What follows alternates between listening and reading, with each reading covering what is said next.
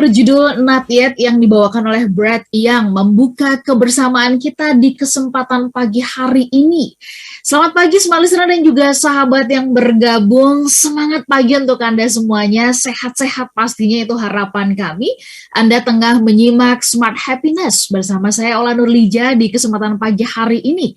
Kami mau mengajak Anda untuk memaknai ulang, membahas, mendalami kekuatan dari kata belum. Nah, saya sudah bersama-sama dengan Pak Arfan Pradiansyah. Selamat pagi, Pak Arfan. Selamat pagi, Mbak Ola. Apa kabar hari ini? Ya, belum makan, belum sarapan, belum ngopi.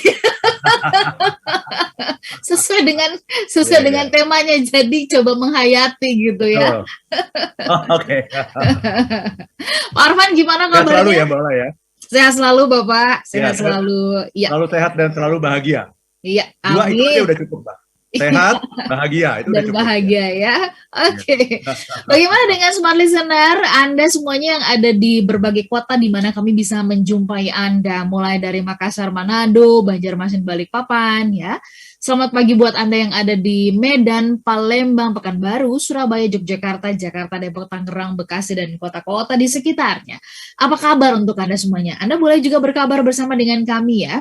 Nah, pagi hari ini kami mau ngajak Anda untuk ngobrolin apa sih sebenarnya kekuatan yang terdapat di dalam kata belum. Anda boleh kasih pendapat ke 0812 11 12 959. Buat Anda, kata belum itu artinya apa ya?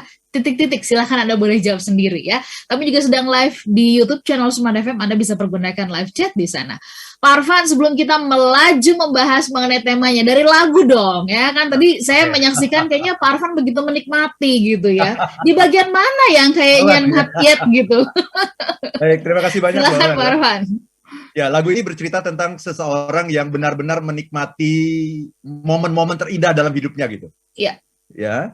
Dan apalagi ketika dia sedang menghabiskan waktu dengan orang yang tercinta gitu. Ya. Jadi dia mengatakan begini, ini syairnya juga puitis nih. I know the stars are gonna leave us, the later it gets. Aku tahu bahwa bintang-bintang akan pergi sebentar lagi. I know the moon is gonna disappear into the west. Aku tahu bulan akan segera menghilang di arah barat. I know the sun is gonna come and steal your silhouette. Aku tahu matahari akan segera terbit dan mencuri siluet dirimu. But not yet, not yet, not yet, dia bilang gitu ya. Jadi dia punya kata kunci gitu ya, ketika dia, ini kan dalam bayangan dia ya, dalam imajinasi dia ya, ketika dia ingin situasi ini, kemesraan jangan cepat berlalu. Jangan gitu. Cepat berlalu. Dia selalu bilang, not yet, not yet. Jadi itu kata kunci dia gitu, belum. Ya, dengan mengatakan seperti itu, dia bisa tenang dan bisa menikmati momen-momen terindah dalam hidupnya gitu, Mbak Ola. Jadi ini kekuatan kata belum nih. Jadi kata belum tuh bagi si penulis lagu ini itu kata sakti gitu ya. Baik. Not yet gitu ya. Oke. Apakah not yet ini sebuah pelarian terhadap kenyataan gitu ya? Nanti kita gali lebih dalam. Siap, tapi Bola, ya. Kalau tadi Pak Arfan mengatakan saya nggak kepengen ini semuanya berlalu gitu, pengennya berlambat-lambat ya. Jadi ingat lagu kemesraan yang setiap kali kita mau selesai bikin acara pasti kita nyanyiin itu kan, benar nggak sih? Lagu yang abadi itu ya. Iya, seolah-olah kayaknya pengen ngulang lagi dari awal gitu ya, pengen tetap ada di situ. Oke, Pak Arfan bicara tentang kata belum, ini agak jarang loh kita memaknai ini gitu ya, sama seperti mungkin kata-kata lain yang sebenarnya juga cukup sakti dalam kehidupan kita. Nah, Pak Arfan, kalau berangkat dari lagu yang tadi ya, itu apakah kata belum di situ oleh si penulis nih gitu ya, itu menggambarkan karena dia sedang menahan sebuah kenyataan yang bakal terjadi, Pak Arfan? Ya, itu namanya juga lagu ya. Ya. Dia berimajinasi gitu bahwa segala sesuatu itu bisa dikendalikan dengan kata belum gitu. Jadi ketika dia bilang belum, ya kayaknya tuh langsung pause gitu ya, kalau tombol pause tuh dipencet gitu, jadi berhenti semuanya gitu. Nah, tetapi sesungguhnya nanti yang akan kita bahas, Mbak Ola, tentunya bukan yang seperti ini, tapi bahwa kata belum itu sendiri sesungguhnya memang kata yang sangat powerful, yang banyak orang belum menyadarinya, Mbak Ola. Ya. Saya akan tunjukkan nanti dalam talkshow kita pada pagi hari ini ada 4 sebetulnya, ada 4 kekuatan kata belum itu di mana gitu, Mbak Ola. Oke. Sebagai pengganti sebagai pengganti belum, Pak Arfan, apa yang biasanya orang acap kali ucapkan? Apakah nggak bisa? Tidak mungkin. Apakah itu yang jadi lawannya kalau menurut Pak Arfan? Betul sekali, nggak bisa, nggak mungkin, dan yang paling bahaya sekali adalah apa? Gagal. Saya gagal. Itu yang paling bahaya sekali, karena kita sudah memberikan stigma pada diri kita, sudah memberikan label pada diri kita yang akan bertahan selamanya gitu. Dan kitalah yang bisa mencabut label itu gitu. Orang lain tidak akan bisa melakukan apapun ketika kita sudah memberikan stigma pada diri kita, kamu gagal. Olah, kamu gagal. Olah, selesai udah semua. Ya, ya. Itu, Oke. Baik. Smart listener, Anda pasti punya tanggapan atau pendapat tersendiri ya mengenai kata belum ini. Tetapi saya jadi teringat sebelum kita jeda ya, ketika dulu kuliah, pokoknya selama dosen bilang belum selesai gitu ya, belum selesai, nggak selesai dikumpulkan, berarti masih ada waktu untuk mengisi jawaban. Iya benar juga ya. Iya, buat Anda sendiri gimana? Silakan ya, kami tunggu di 0812 11 12 959. Kami jeda sesaat, tetap bersama dengan kami dalam Smart Happiness. Kami mengajak Anda untuk mendalami atau memaknai kekuatan kata belum. Dan juga sahabat yang bergabung belum titik masih koma, itu artinya kita juga belum tuntas, belum selesai ya ngobrol di Smart Happiness ya. Kita masih membahas mengenai kekuatan kata belum ya. Tadi di awal Smart Listener saya sudah mengundang Anda untuk kasih pendapat. Buat Anda sendiri kata belum itu artinya apa sih? Kalau tadi saya punya pengalaman waktu kuliah ya, kalau kata belum tuh ya sebelum dosen bunyikan tanda waktu bahwa selesai tidak selesai dikumpulkan. Berarti masih ada waktu ngisi jawaban lah begitu. Kalau Anda punya pengalaman dengan kata belum ini, silahkan ya. Anda boleh share ke 0812 11 12 959 atau juga live chat di YouTube channel Smart FM. Kamu sudah tinggalkan pertanyaan di situ. Pak Arfan, sebelum Pak Arfan ungkapkan ada 4 tadi gitu ya, saya tertarik ingin tahu latar belakang. Kalau menurut Bapak, kenapa mudah sekali gitu ya, kebanyakan dari kita atau ketika ada situasi tertekankah sehingga kemudian untuk ya artinya sebagai excuse kita mengatakan enggak mungkin, enggak bisa, atau enggak kayaknya enggak mungkin deh gitu. Saya udah gagal deh. Apa menurut Pak Arfan? Silakan. Ya, terima kasih Mbak Ola ya. Kita itu seringkali mengukur diri kita berdasarkan hasil kita yang sekarang gitu. Oke. Iya, iya. Jadi kalau misalnya kita tes katakanlah tes bahasa Inggris gitu ya, kita tes ya. Kemudian kan kalau mau masuk kursus bahasa Inggris itu kan harus ada placement test katanya gitu ya. Nah, kita tes ternyata dari skala 1 sampai 10 nilai kemampuan bahasa Inggris kita itu 3 katakanlah gitu ya. Kemudian kita langsung mengatakan iya emang saya nggak bisa bahasa Inggris gitu. Jadi kita tuh seringkali menilai diri kita dari kondisi saat ini. Kan itu namanya kondisi saat ini kan. Itu potret kita saat ini gitu. Tetapi potensi kita kan jauh lebih besar daripada itu, Mbak Ola. Iya. Yeah. Yang harus dilihat dalam hidup ini bukan kondisi saat ini, tapi potensi. Itu. Jadi kondisinya saat ini dari skala 1 sampai 10 kita tes bahasa Inggris, placement test, nilai kita cuma 3 dari 1 sampai 10. Jangan kemudian mengatakan pada diri Anda saya nggak bisa bahasa Inggris.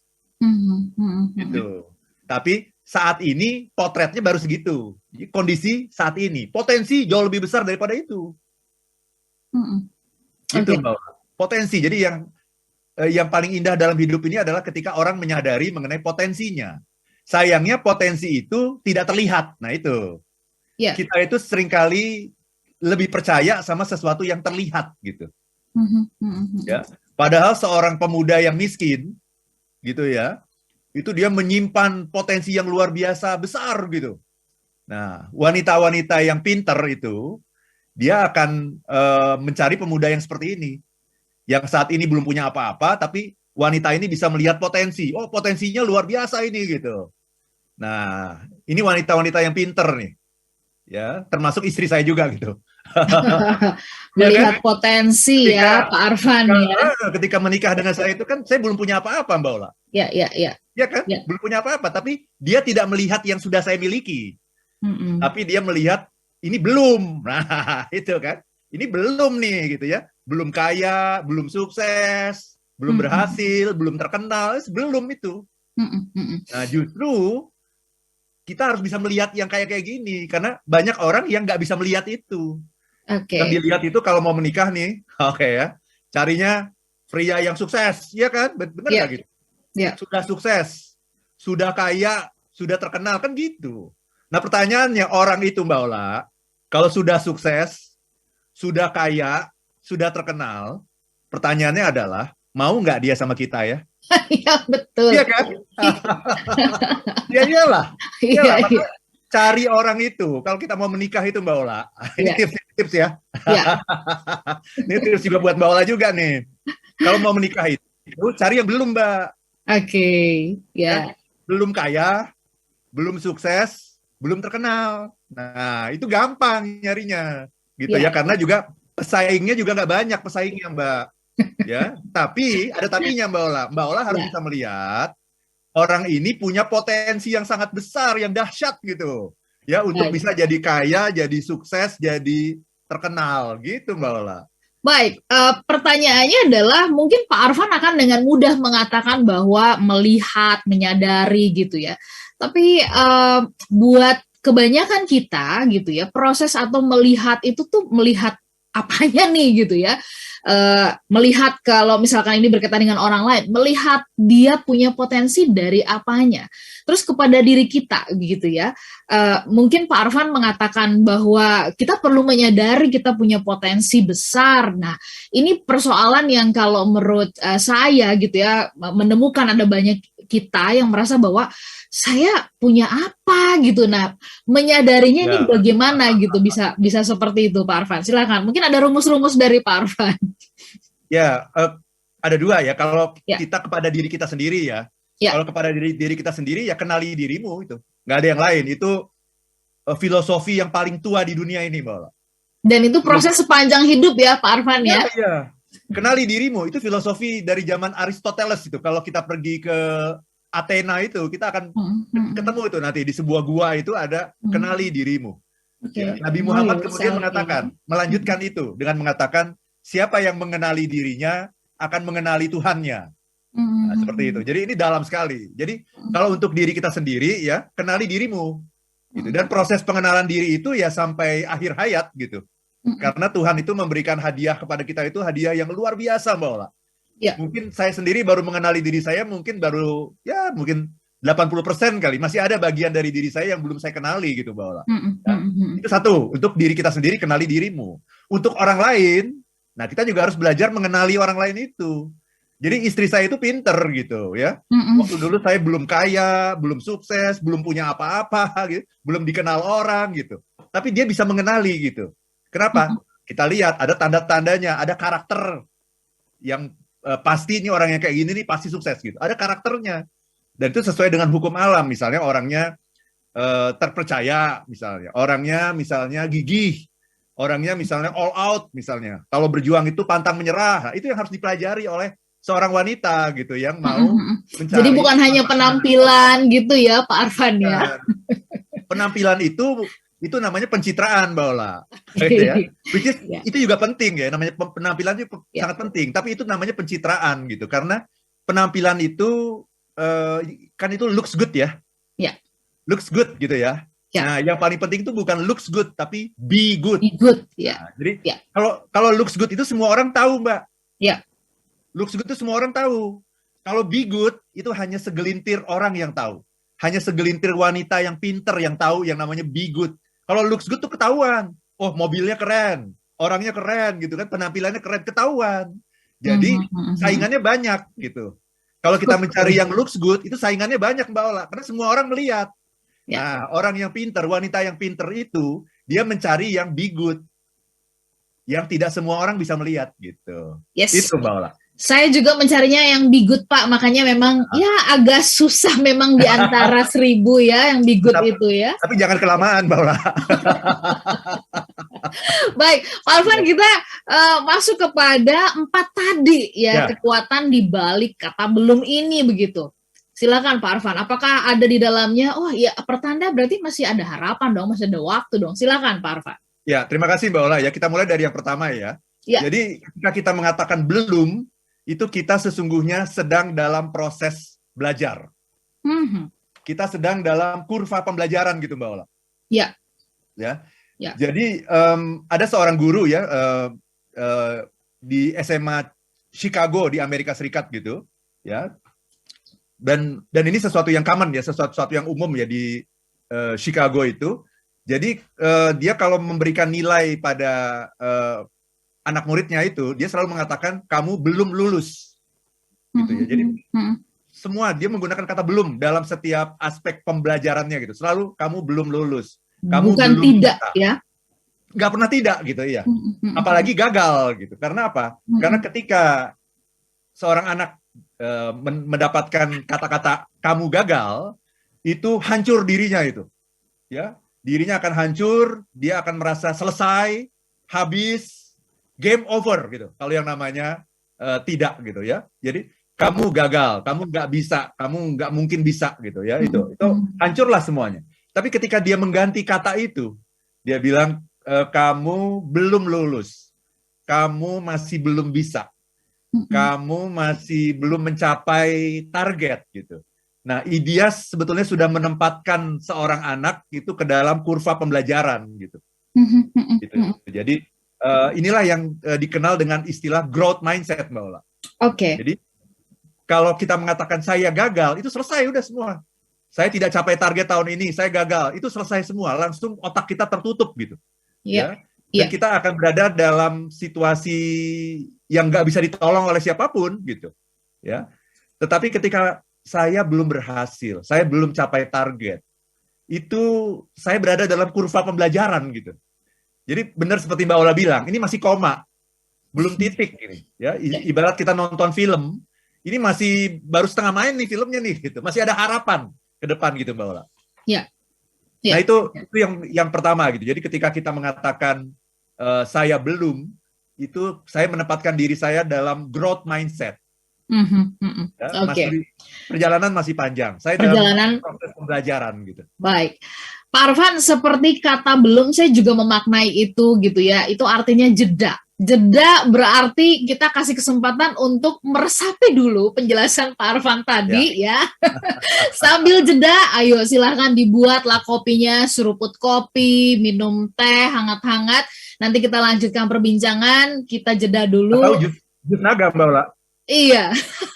Ya. Bapak, jus naga juga enak kok. Oh, oke. Silakan. Naga pakai jeruk Mbak Ola. Pakai jeruk ya. Rasanya luar biasa. Baik, nanti saya akan kulik-kulik nomor Ibu Santi deh supaya saya juga bisa kebagian. Kita sambung nanti di sesi berikutnya. Smart Listener, tetaplah bersama dengan kami dalam Smart Happiness.